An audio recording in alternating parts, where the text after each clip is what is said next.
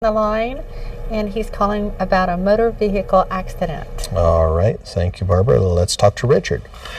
Hi, Richard. This is Roger Reed Miller of Lawyer on the Line. How can I help you? You're sure looking sharp today.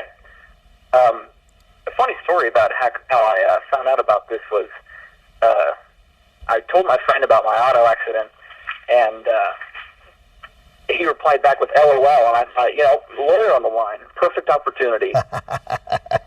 Yes. I appreciate that. What question do you have for me today, Richard? All right. So I'm going through this intersection, and I have the green light, and halfway through the intersection, I get T-boned by another driver going in the other direction, and he obviously has the red light. And there was one other witness, and I made sure I got his driver's license, or his plate information. And when the police finally came to the scene, he saw the lights and got all scared because I think he might have been intoxicated or whatever, and he fled the scene immediately. So when the police finally got there, I told them the situation, and the other guy said his situation, and he said he didn't run the red light. But what ended up happening was that since Kansas is a no-fault state, there was no witnesses, according to the police reports. There was no fault on his behalf, even though he did T-bone me through the intersection. And there were some other complications to the accident, but I'm just wondering if I could still get compensation for the accident.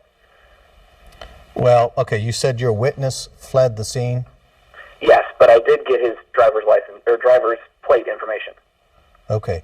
Well, and you were under the impression that Kansas is a no-fault state? Is that what you said? That's what I was told by the officer. Okay. Well, wow. That officer needs to probably go back to school. We are not a no-fault state. We are what they call a kind of a bifurcated no-fault state. That is to say, fault is a factor in these cases in determining, for example, who's going to pay the property damage in an accident. Fault is a factor when an individual suffered a serious accident and all of the medical bills are not paid by the no-fault insurance carrier. Initially, it doesn't matter whose fault the accident is, and each insurance company pays their own bills, their own insured's bills, I should say, but it does make a difference if it's a serious accident.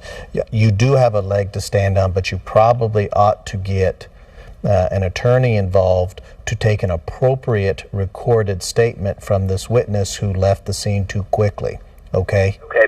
I just got another question. Excuse me? I just got another question about it. What's your other question?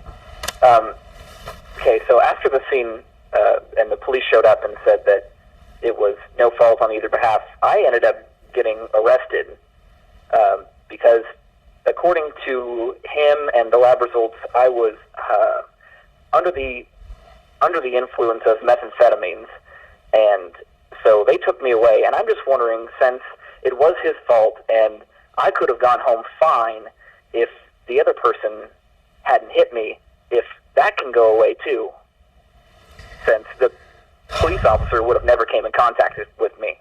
Yeah, I understand what you're saying, but more likely than not, that's not going to get you out from underneath the charge if they had some reason. If the police have some reason to be in a particular location and they happen to suspect somebody of a substance possession or use of substance, and then through some investigation, they determine that they have reasonable cause to arrest an individual for that, then that individual can't claim, at least from my understanding of the criminal law, cannot complain about the police or the police conduct.